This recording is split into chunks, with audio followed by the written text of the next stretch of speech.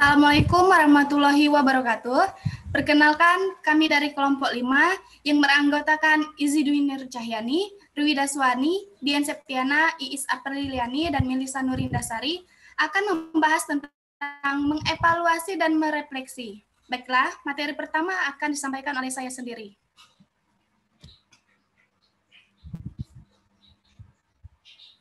Next. Yang pertama itu ada pengertian evaluasi. Yang pertama ada Stop Lebem yang dikutip oleh Eri Kunto, Jabar dan Abdul tahun 2015 halaman 57. Evaluasi adalah proses penggambaran, pencarian, dan pemberian informasi yang sangat bermanfaat bagi pengambil keputusan dalam menentukan alternatif keputusan. Yang kedua ada menurut Sussman dalam Octavia tahun 2020, evaluasi adalah sebuah proses menentukan hasil yang telah dicapai, beberapa kegiatan yang direncanakan untuk mendukung tercapainya tujuan. Yang tiga ada Arifin dan Zainal tahun 2015, halaman 45.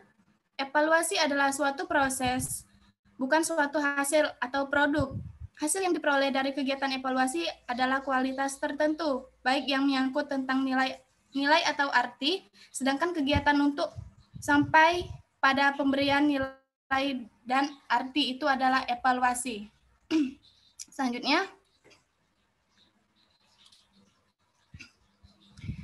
adapun definisi refleksi, yang pertama itu menurut Aronson tahun 2016. Refleksi adalah refleksi pembelajaran adalah suatu komponen kegiatan yang dilaksanakan setelah proses pembelajaran dengan tujuan menilai dan mengamati apa yang telah terjadi selama pembelajaran berlangsung. Menurut Uno dan kawan-kawan tahun 2012, refleksi adalah kegiatan yang dilakukan untuk mengkaji ulang apa yang telah terjadi untuk mempertimbangkan proses, permasalahan, isu, dan kekurangan yang ada atau yang belum tuntas dari strategi yang telah dilakukan. Dan yang ketiga ada menurut Ahmed tahun 2015. Refleksi adalah aktivitas yang dilaksanakan agar memberi manfaat dalam diri maupun sesuatu agar menjadi lebih baik. Baiklah, materi selanjutnya akan disampaikan oleh Saudari Izi.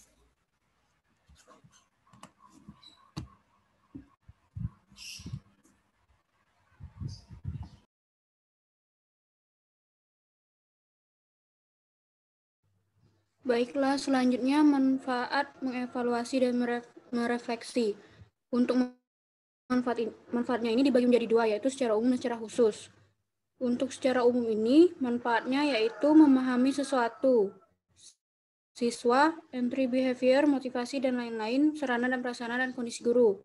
Dua, membuat keputusan, kelanjutan program, penanganan masalah, dan lain-lain. Dan yang ketiga, meningkatkan kualitas PBM, komponen-komponen PBM. Lalu untuk yang secara khusus ini, yang pertama itu bagi siswa, mengetahui tingkat pencapaian tujuan pembelajaran memuaskan atau tidak memuaskannya. Bagi guru, mendeteksi siswa yang telah dan belum menguasai tujuan melanjutkan remedial atau pengayaan. Ketepatan materi yang diberikan jenis, lingkup, tingkat kesulitan, dan ketepatan metode yang digunakan. Dan terakhir bagi sekolah, hasil belajar cermin kualitas sekolah, membuat program sekolah dan pemenuhan standar. Selanjutnya,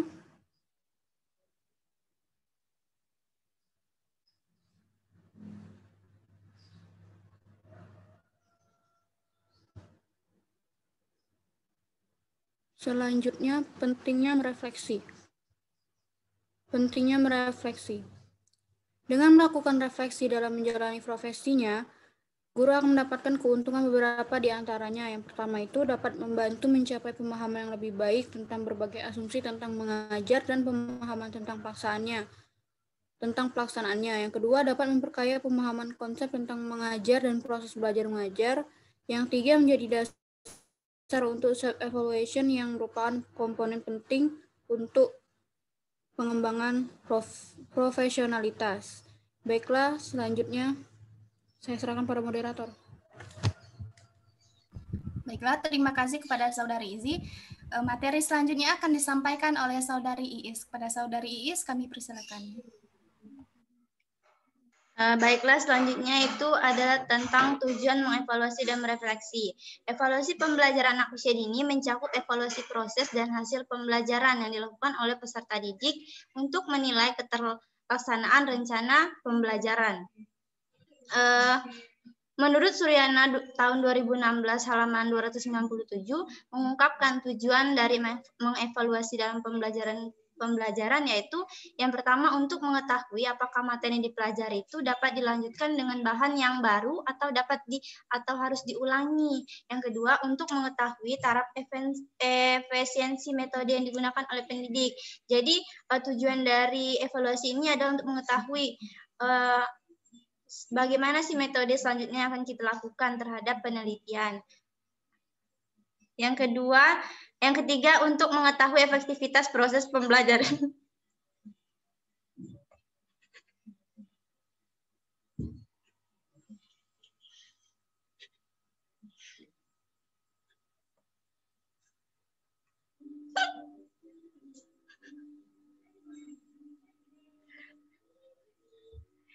Yang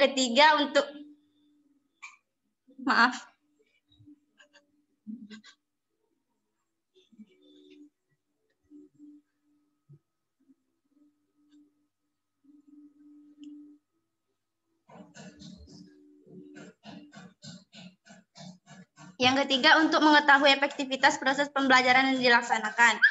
Yang keempat, untuk mengetahui apakah komponen-komponen dalam proses pembelajaran sudah memberikan kontribusi positif bagi pembelajaran atau belum. Yang kelima, untuk mengetahui kesesuaian persepsi dan pemikiran peserta didik dalam mengikuti proses pembelajaran. Yang keenam, untuk mengetahui sejauh mana sih perkembangan dari pelaksanaan proses pembelajaran itu. Yang selanjutnya untuk mengetahui perubahan pengetahuan, sikap, dan keterampilan apa yang terjadi di peserta didik itu. Selanjutnya untuk mengetahui ketercapaian tujuan. Selanjutnya lagi untuk mengetahui dampak apa yang terjadi setelah terjadinya proses pembelajaran. Selanjutnya bahan pertimbangan untuk menentukan proses selanjutnya agar efektif dan efisien. Itu selanjutnya mengajak kepada semua pihak untuk lebih bertanggung jawab terhadap apa yang dilakukannya, baik itu tenaga pendidik, dan lain sebagainya. Selanjutnya untuk menemukan pada bagian-bagian mana saja proses pembelajaran yang dianggap belum berhasil. Selanjutnya lagi untuk mengungkapkan kerugian dan manfaat dari proses pembelajaran. Lalu mengungkapkan faktor pendukung dan penghambat dari proses pembelajaran. Selanjutnya lagi menentukan apakah pendekatan dan teknik yang dilakukan dalam pembelajaran sudah tepat atau belum. Lalu menentukan tepat atau tidaknya media yang digunakan sesuai dengan kebutuhan pembelajaran. Lalu menentukan apakah fasilitator itu sesuai dan memudahkan peserta didik atau belum dalam proses pembelajaran. Yang terakhir itu untuk menentukan tingkat kemajuan pelaksanaan pembelajaran. Adapun tujuan dari refleksi dalam pembelajaran yaitu yang pertama untuk mengetahui sejauh mana minat peserta didik dalam mengikuti pembelajaran ini. Yang kedua untuk mengetahui tingkat keberhasilan, strategi, model, metode, pendekatan, dan teknik pembelajaran yang diterapkan oleh guru. Lalu untuk mengetahui keinginan dan kebutuhan peserta didik itu apa saja secara terperinci sehingga guru dapat merancang pembelajaran yang lebih baik di pertemuan berikutnya. Yang terakhir itu untuk mengidentifikasi kekurangan dan kelemahan guru dalam penyajian materi dan penguasaan materi. Mungkin itu saja tujuan dari refleksi dan evaluasi. Selanjutnya saya serahkan kepada moderator. Baiklah, terima kasih kepada Saudari Iis. Baiklah, materi selanjutnya akan disampaikan oleh Saudari Melisa. Kepada Saudari Melisa, kami persilakan. Baiklah, materi selanjutnya yaitu macam teknik refleksi. Yang pertama itu refleksi melalui video pembelajaran.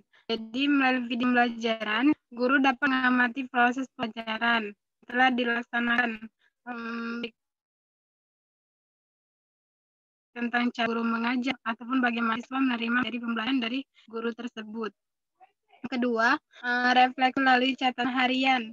Catatan harian dapat dijadikan panduan guru untuk melakukan refleksi karena dalam catatan harian itu kasus yang dialami maupun siswa, sehingga hasil refleksi tersebut dapat ditunjukkan dengan pengetahuan dan pengalaman sebelumnya. Ketika refleksi di jurnal pembelajaran, jadi jurnal pembelajaran dapat dijadikan sebagai sarana refleksi, di mana dalam jurnal tersebut memuat catatan perenungan dan analisis guru tentang proses belajar sehari-hari di dalam kelas serta rencana tindak lanjut untuk hal-hal yang dilakukan oleh perenungan. Yang keempat itu refleksi melalui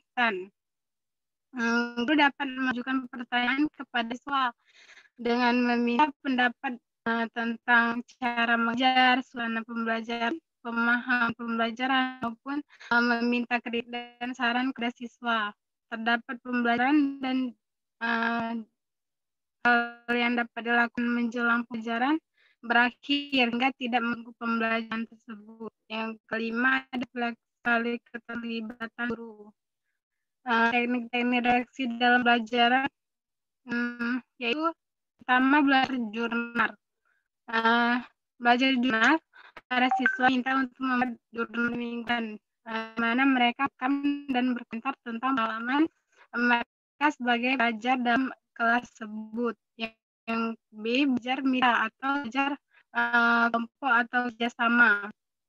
Belajar mitra ini berguna untuk mendiskusikan ide-ide yang dibangkitkan atau mengeksplorasi kepentingan sendiri, struktur pikiran untuk memberikan komentar satu sama lain. Yang itu belajar kontrak. Pengalaman belajar kontrak ini pelajaran reaksi 3 tahap. Yang pertama itu sebelum menyusun sebuah draft untuk menyampaikan kepada siswa harus pada pengalaman mereka. Misalnya kesulitan mereka belajar dan bagaimana mereka bisa belajar dengan baik. Yang kedua itu belum menyerahkan hasil akhir belajar mereka, siswa diminta dalam kontrak meninjau pembelajaran mereka dan bagaimana mereka dapat menyampaikannya kepada orang lain. Yang ketiga itu jadwal penilaian diri. Jadwal penilaian diri ini digunakan sebagai sarana memungkinkan siswa untuk menyatukan berbagai pelajaran mereka dalam suatu kelas. Selanjutnya saya silakan kepada moderator.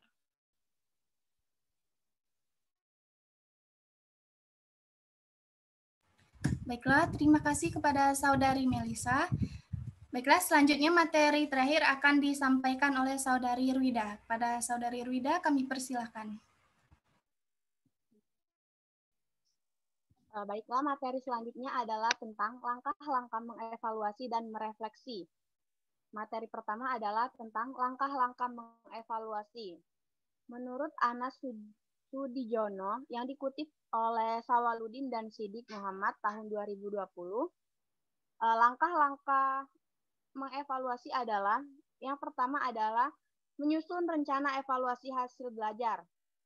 Adapun perencanaan tersebut meliputi yang pertama adalah merumuskan tujuan yang dilaksanakannya evaluasi, yaitu apa target kita dalam melakukan evaluasi. Yang kedua, menetapkan aspek-aspek yang akan dievaluasi, seperti aspek fisik motorik, kognitif, ataupun sosial emosional, dan aspek lainnya. Yang ketiga ada memilih dan menentukan teknik yang akan dipergunakan dalam pelaksanaan evaluasi, seperti teknik tes ataupun non-tes. Selanjutnya ada menyusun alat-alat pengukuran yang dipergunakan dalam pengukuran dan penilaian hasil belajar peserta didik, seperti menggunakan butir-butir soal tes. Selanjutnya ada menentukan tolak ukur, norma, ataupun kriteria yang akan dijadikan pegangan ataupun patokan dalam memberikan interpretasi dalam terhadap data hasil evaluasi. Dan yang terakhir adalah menentukan frekuensi dari kegiatan hasil belajar itu sendiri. Sedangkan langkah selanjutnya adalah menghimpun data. Dalam evaluasi pembelajaran, wujud nyata dari kegiatan menghimpun data adalah melaksanakan pengukuran, misalnya dengan menyelenggarakan tes pembelajaran. Dan langkah selanjutnya adalah melakukan verifikasi data.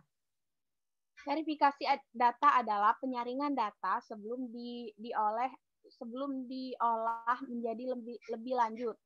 Verifikasi ini bertujuan untuk memisahkan data yang dapat menjelaskan gambaran yang akan diperoleh mengenai peserta didik yang sedang dievaluasi dengan data yang tidak baik ataupun menggambarkan gambaran yang akan diperoleh.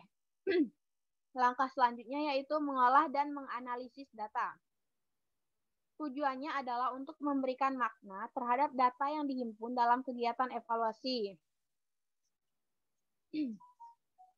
Misalnya dapat dengan menyusun dan mengatur data lewat tabel grafik ataupun diagram ataupun dengan cara lainnya.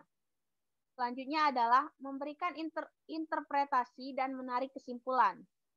Interpretasi merupakan verbalisasi makna yang terkandung dalam data yang telah mengalami pengolahan dan penganalisisan. Setelah interpretasi ini ditemukan kesimpulan yang mengacu pada tujuan dilaksanakannya evaluasi tersebut. Selanjutnya ada tindak lanjut hasil evaluasi. Dari evaluasi yang telah dilakukan dapat disimpulkan sehingga diketahuinya makna, maka evaluator dapat mengambil keputusan ataupun merumuskan kebijakan yang perlu dilakukan sebagai tindak lanjut dalam kegiatan evaluasi. Selanjutnya ada langkah-langkah merefleksi menurut Bjork dan kawan-kawan yang dikutip oleh Pratiwi. Langkah pertama adalah mendeskripsikan permasalahan. Seperti contoh permasalahannya kesulitan belajar pada anak. Nah, jadi hal yang harus kita lakukan adalah apa yang menyebabkan anak kesulitan belajar. Langkah kedua adalah analisis dan interpretasi. Jadi kita tuh mencari apa penyebab dari permasalahan tersebut, mengapa hal itu bisa terjadi. Langkah ketiga adalah pemaknaan dan penerapan secara menyeluruh. Jadi apa yang sudah dipelajari oleh anak dan bagaimana peristiwa itu terjadi. Apakah cara pembelajarannya yang kurang tepat, metode pembelajarannya kurang tepat, ataupun permasalahan lainnya. Dan langkah yang terakhir adalah implikasi untuk tindakan. Jadi setelah kita mengetahui kesalahan ataupun kekurangan dalam pembelajaran, kita itu harus menerapkan implikasi yang tepat seperti menggunakan metode belajar yang tepat sesuai dengan kebutuhan anak. Saya kembalikan ke moderator.